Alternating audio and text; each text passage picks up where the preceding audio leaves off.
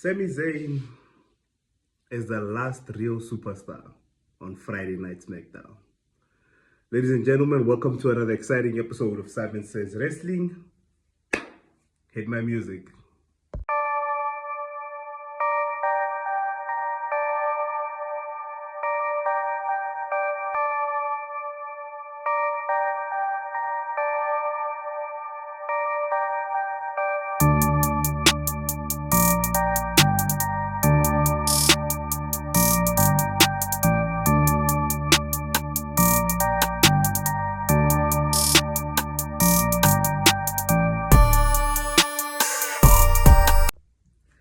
Thank you all so much for tuning in to another exciting episode of Simon Says Wrestling. Don't forget to hit the like, share button, subscribe, and hit the notification bell so you guys can get the latest notification when we drop a new episode. Now, obviously, as the thumbnail says, I believe Sami Zayn is the last hope for the Universal Championship. Before we get into Sami Zayn and everything else that's happening, we gotta get the elephant out of the room. The fact that Jey Uso has advanced in the King of the Ring tournament over LA Knight, Royce Keys, and who was the third one? I think it was LA Knight, Royce Keys, Jey Uso, and I'm forgetting the fourth competitor. I feel so bad for that. But I was so overwhelmed with emotion that I just basically tuned out. I've asked this question so many times before. I'm tired of even asking it at this point in time. When will it be LA Knight's turn? When will LA Knight get the props that he deserves? What must LA Knight do to actually capture something of significance in the WWE to match his energy and his, I would say, star power? When will LA Knight basically get what he has ripped? When will he sow what he has ripped? This is basically the question. What does LA Knight have to do? Does LA Knight have to leave the company, go start his own promotion, not get over and come back to be taken seriously? Must then LA Knight retire at WrestleMania, put his gloves in the middle of the ring, walk out and return 2 weeks later to attack someone? What does LA Knight have to do? Does LA Knight have to join a faction of his own family members?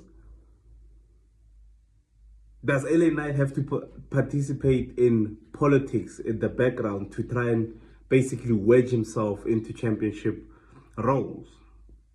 What does LA Knight have to do for the WWE to realize that whether it's international crowds, whether it's Italy, whether it's local homegrown crowds, this man always gets a pop? When is LA Knight gonna get his own story that makes sense, that actually builds up his character development, that actually shines him into the light that he deserves? This question can be asked for many superstars which are being misused by the WWE at this point in time. This question can be applied to Jimmy Uso. This question can be applied to people like Eli Dragunov, Carmelo Hayes. When are we going to start creating superstars? When are we going to start creating storylines that will legitimize these people as hardcore superstars? Not based off of an entrance, not based off of a catchphrase. LA Knight has a catchphrase. That's the crazy part. LA Knight has the theme song. LA Knight has the entrance. What does LA Knight have to do to be considered better than Jey Uso? It's not even a question of skill. It's not even a question of, okay, let's actually put them. They're not on the same level. LA Knight is miles ahead of Jey Uso. Miles ahead of Jey Uso. But Jey Uso keeps getting Opportunity after opportunity after opportunity. WWE, we tried with Jey Uso. The Jey Uso experiment is over.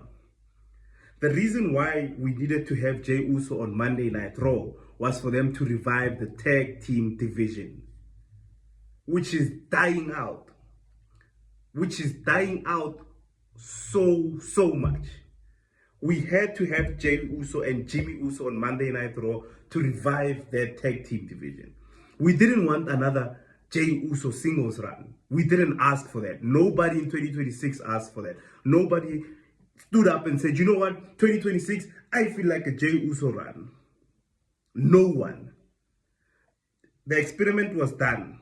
It worked for a moment, and after that, it started to fail. It's still failing now. He came out on Monday Night Raw to address LA Knight. And if you are a pro wrestling fan, if you're a pure a wrestling fan, and you watch the promo between Jey Uso and LA Knight, you could already see the differences in skill level, and not only in promo, but in crowd work. Repeating a song and then continuing on to run out of breath to say absolutely fuck all. Jey Uso said nothing.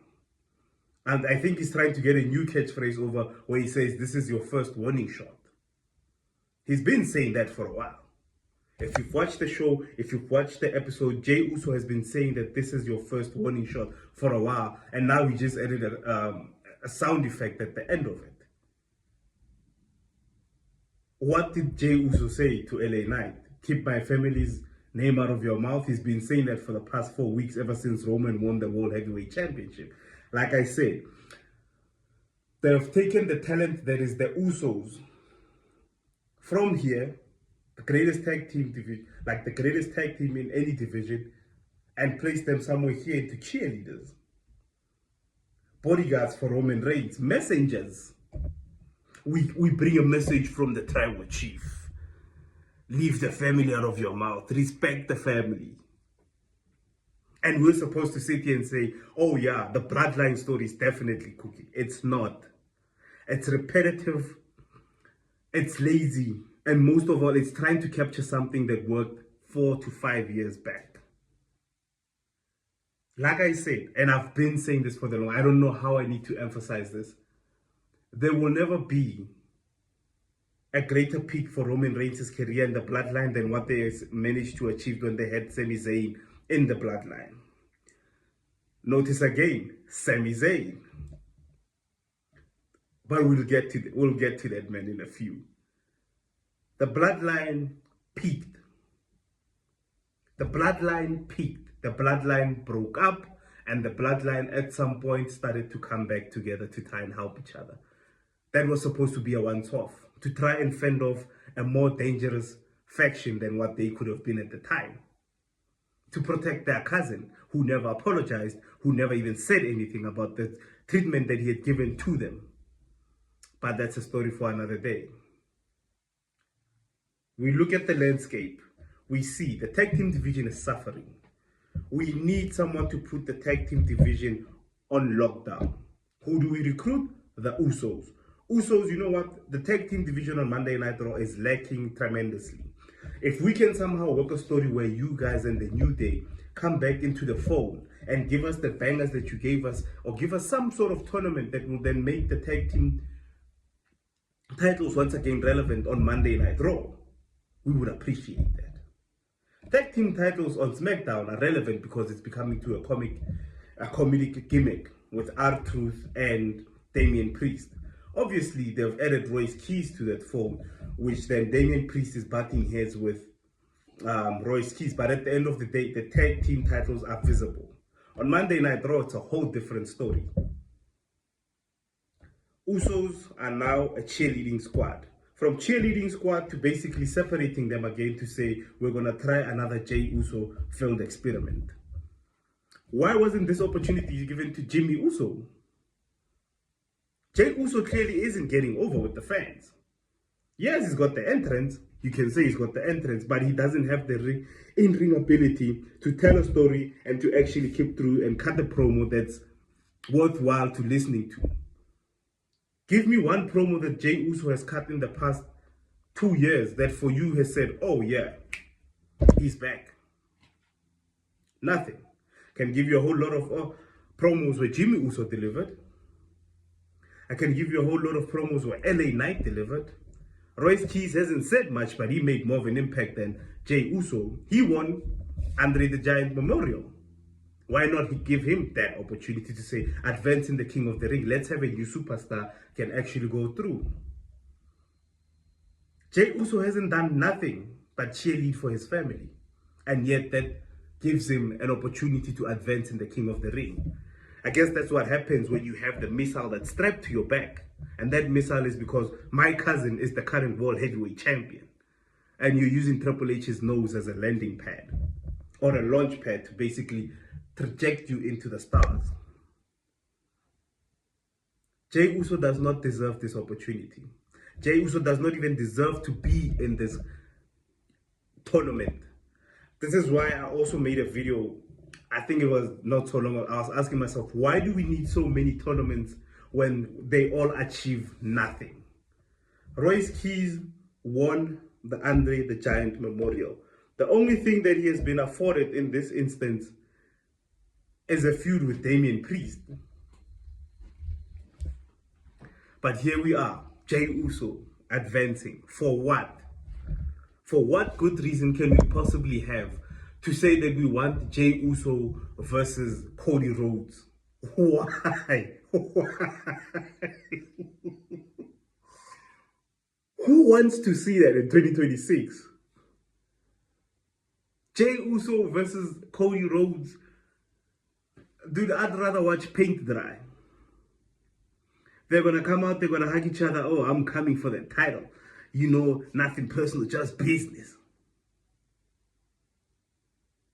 I would love for you to be the one to win the tournament so you can come after my Universal Championship. Not to mention, he's a Raw fucking superstar. Tag team division on Monday Night Raw, challenging for the Smackdown Universal Championship. I would love for you to come here and I can show you that I am the best and everything I've ever done. Easy to find, hard to beat. Yeet. Listen, yeah, Cody, I'm gonna put you on game. Yeet.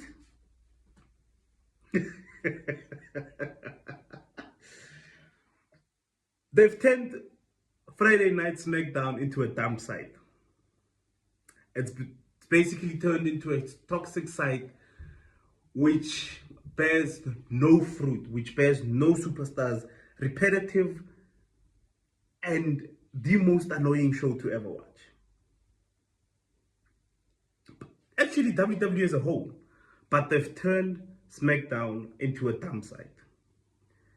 They no longer respect the brand splits. They no longer respect storylines. They no longer respect anything. They just be having superstars everywhere, anytime, anyhow. I would understand if somebody actually came out on WWE television and said, you know what, the brand split doesn't exist anymore. Superstars can show up anywhere they want, however they want, and challenge whoever they want. I would respect that. I would say, well, okay, so you're creating that thing where you're taking off the barriers between the shows and you're having superstars just willy-nilly go wherever they want. Jacob Fatu is out here delivering messages to Solo Sikoa. Solo Sikoa is having his qualifying match on Monday Night Raw. Somebody make it make sense. Somebody, anybody, Triple H, just come out one Monday Night Raw and say, you know what, brand splits don't exist anymore. We're doing new things. It's a new era. You've given us that bullshit for the past 4 years. We'll take it now. Just do that. Just come out and say brand splits no longer exist. Superstars can do as they will and as they can. Then there's no need for general managers. You literally have Nick Aldis and Scrap Daddy. Scrap Daddy. I call him by his Instagram now. I love that name so much. Scrap Daddy. Playing non-existent roles just to break up brawls. Why don't you just make them security guards, head of security? There's no need for managers at this point in time because managers literally mean fuck all in this company. If you have a company, if you're running a company and you're the manager of a company, for instance, in my experience, I've worked in a dealership, I've worked in a car dealership. You obviously have a parts manager, you have a service manager, you have a DP which oversees everything, you have a new sales manager, and you have a used car sales manager. Why don't we just get rid of the managers and have them be employees? Because there's nothing separating the departments in the WWE. There is absolutely fuck all. If I wake up today and feel like, hey man, feel like popping up on Smackdown, let me go to Smackdown, check them out, have a match or two, threaten someone with a promo, go back to Raw, like 2 weeks later, everything is okay. Like I said, they've turned Smackdown into a dump site. Finn Balor being transferred, this is another story that I saw that caught my eye. Finn Balor was obviously transferred to Friday Night Smackdown. What was the conclusion with the Judgment Day? What was the conclusion with Dominic Mysterio? Did we close that story? Is Dominic Mysterio gonna look for some sort of revenge against Finn Balor because he cost him matches? Or are we just gonna end it up at backstage segments where Finn Balor is slamming JD McDonough's head into a crate of boxes? I don't know. But all I know is that Finn Balor has been taken to Friday Night Smackdown. First night on Smackdown, jumps into Tama. A lot of history there, New Japan. Nothing WWE related. Anybody that doesn't watch any other wrestling promotions will not understand the reference between Tama and Finn Balor. But here we are. Let's tease them. Let's tease them. We've been doing this for a while with Tama. Let's just tease him. Let's tease him with Shinsuke Nakamura. What happened to that? You know that game that they play where they put something in one cup and then they start doing that? Yeah, that's what they're doing with the creative team. If you get it right, we might write a story about it. If you get it wrong, forget about it in the next 2 weeks or so. Finn Balor, wasted. But anyway, let's not be negative. Let's not be negative. Let's watch the show with enthusiasm. Chad Gable comes back to an epic pop from the crowd just by appearing to have a conversation with Nick Aldis. You hear the reception. I think the creative team, they're using AI nowadays. We never actually know whether they are in the building or they're just working from home. You hear the pop once Chad Gable gets onto your screen. The crowd immediately reacts. Social media loses their shit. Chad Gable is back in the WWE. And then a small voice at the back of your head says, yeah, he's back. But what are they going to do with him? And then you have your untold rating. They're going to fuck this up. WWE Creative is hell-bent on creating moments and shock value booking rather than creating storylines and character development. They put shock and awe over here, social media trends. I don't know what else comes in between, but there's about like a list of 102 stuff. And then this is actually storyline and character development. They don't care about that. Chad Gable comes to an epic return. Guess where he's booked on? On Monday Night Raw. He's coming out to save Rey Mysterio from an attack from Rusev. You know what? This guy just had one of the best matches in 2026. This guy just gave us one of the best heel runs in AAA. Once we get into AAA, huge shout out to The Undertaker and what he has managed to do with AAA. I thought the podcast game had basically messed him up a bit because I don't really enjoy The Undertaker in the sense of the podcast that he's hosting with his wife, 6 Feet Under. But it's so great to see that he still has that wrestling acumen that he applied to his career and is able to translate it into a show. Unlike this other guy that I know. Shout out to The Undertaker for what he has done with Triple A.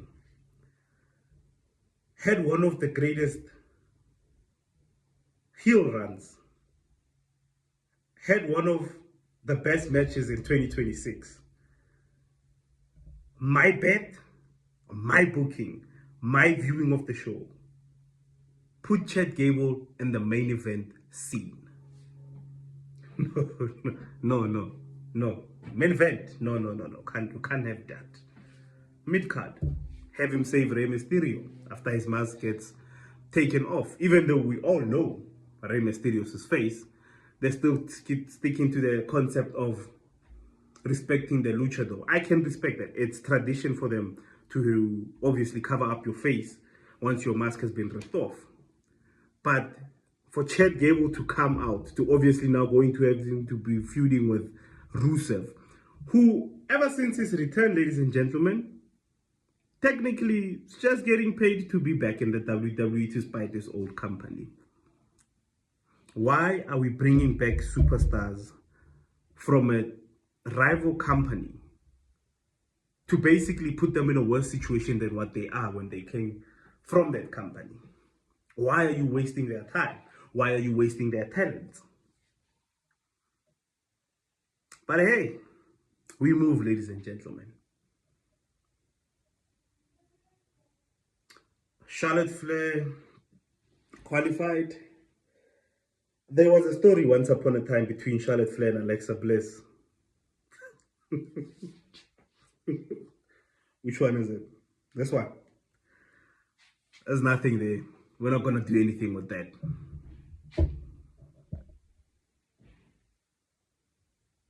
Jade Cargill's hair falling off is more talked about than the actual match itself.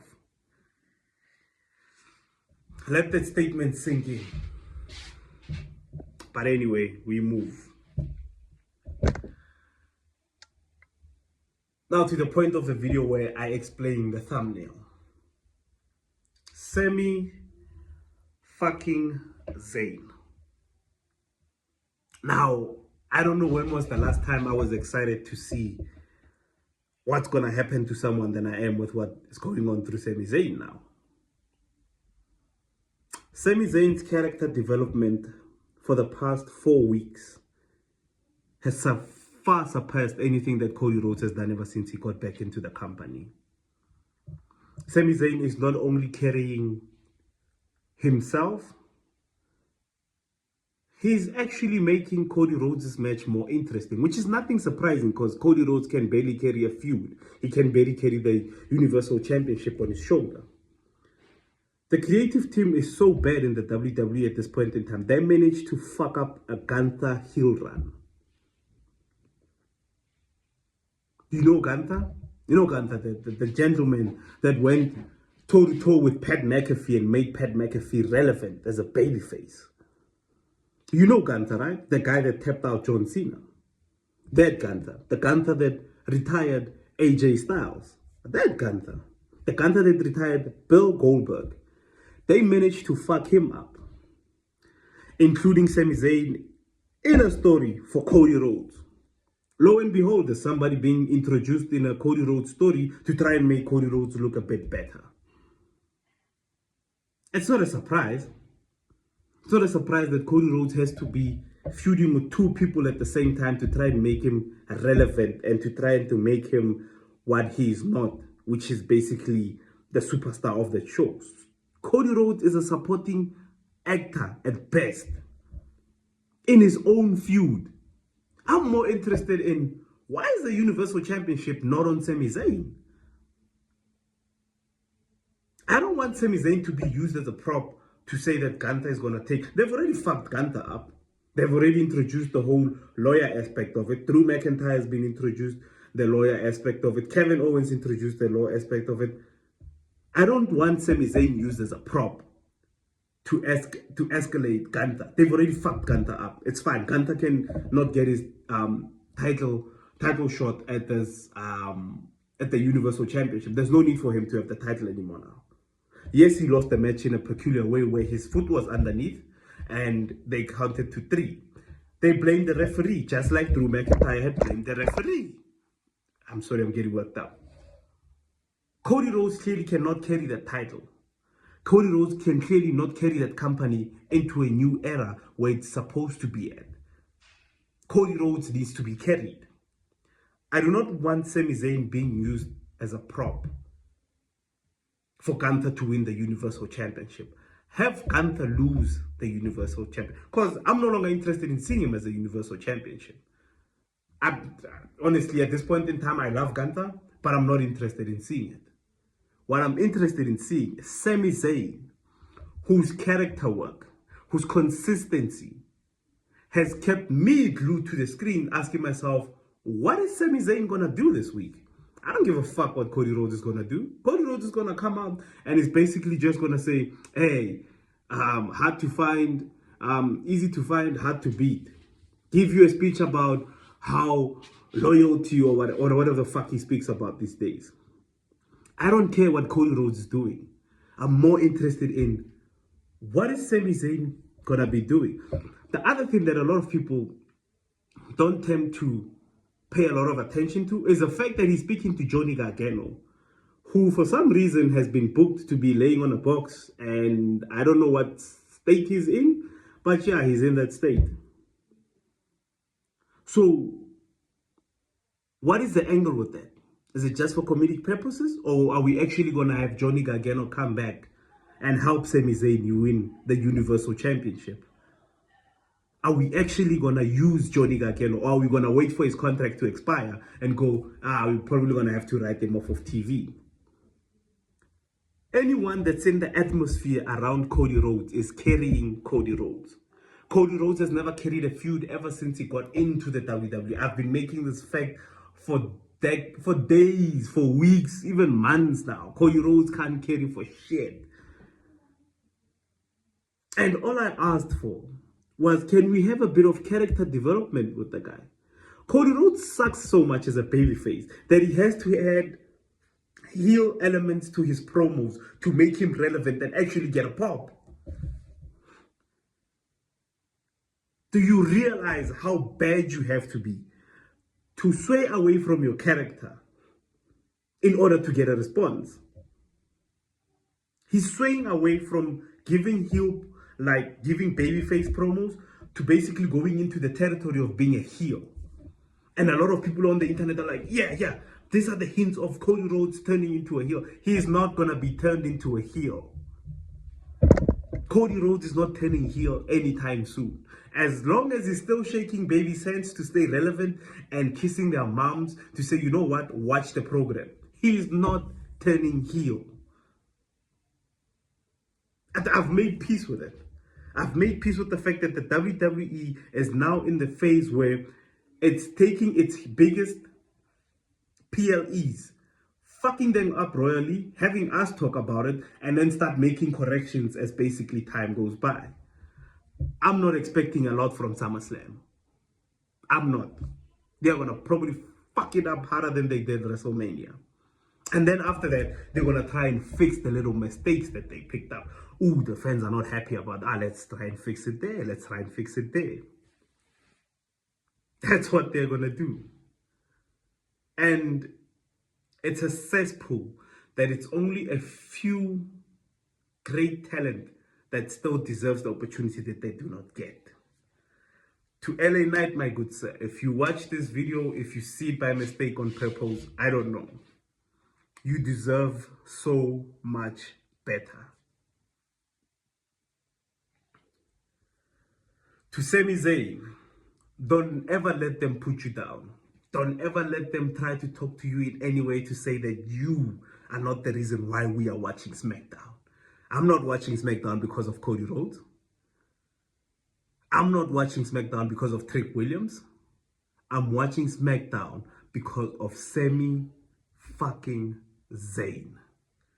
And if that Universal Championship is not on Sami Zayn anytime soon, which it probably won't be, because that's what the fans want, let's leave it to the bloodline to carry us into a new era. Let's have Solo Sikoa return back into the bloodline to have a back and forth. Let's have Roman trying to reunite his whole family to have the titles on every member of the bloodline, even though they do not deserve it. Let's put the spotlight on one family so that the rest of the talent that's in the WWE can be squashed down by politics, nepotism, and catchphrases.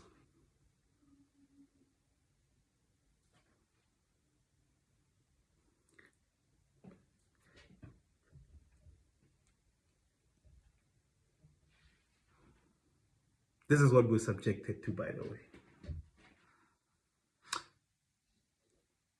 Sami Zayn, LA Knight. If your contracts were to come up and you were to leave the company, I would never blame you. I would support you wherever you guys are going. I am literally pledging myself to the cause of Sami Zayn and LA Knight. Ladies and gentlemen, if you've made it this far to the video, please hit the like button, hit the subscribe, hit the share button, turn on the notification bell so you guys can get updates when we load new videos. And yeah, it's a sad time to be a WWE fan, ladies and gentlemen. But we prevail, we watch the product, and we hope for the best. As always, Simonsays, peace.